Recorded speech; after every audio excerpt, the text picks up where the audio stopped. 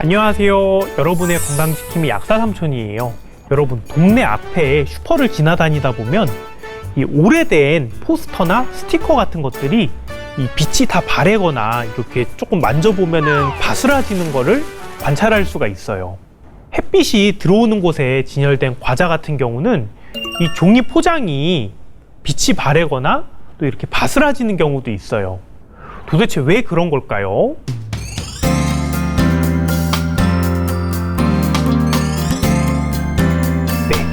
바로 자외선 때문이에요. 자외선 많이 들어보셨죠? 자외선이라고 하는 빛은 에너지가 아주 강한 그런 광선이기 때문에 당연히 자외선을 오래 쬐면 우리 피부도 손상을 입겠죠. 그리고 식당 같은 데 가보면은 이 물컵 같은 것들이 자외선 살균 소독기에 들어가 있는 걸 많이 보셨을 거예요.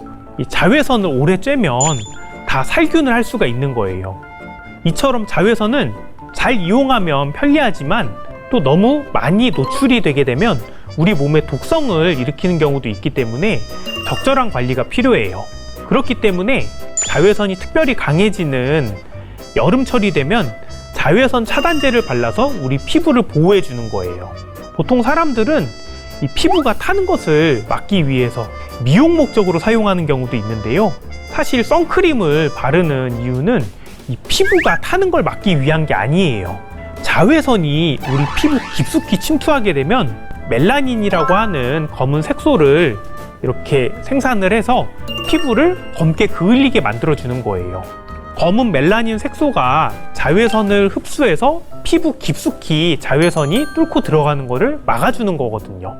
여름에 햇빛이 너무 강하게 쬐어오면은 여러분 방에서 커튼을 다 닫잖아요. 그거랑 마찬가지로 우리 피부에서도 피부 깊숙이 자외선이 뚫고 들어오는 걸 막기 위해서 멜라닌 색소로 이렇게 커튼을 치는 거예요. 그래서 피부가 검게 그을리는 거죠. 네, 이렇게 햇빛을 오랫동안 쬐면은 왜 우리 피부가 검게 그을리는지, 멜라닌 색소라고 하는 것의 역할이 어떤 것인지 알아봤는데요. 그러면 선크림은 도대체 왜 바르는 걸까요? 어떤 작용을 할까요?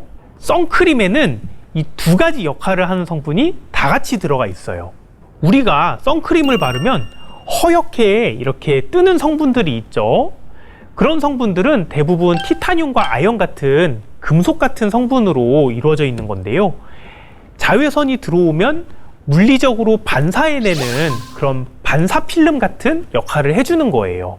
그리고 또 다른 성분은 자외선을 흡수해서 자외선이 피부 깊숙이 뚫고 들어가지 못하도록 막아주는 역할을 해요.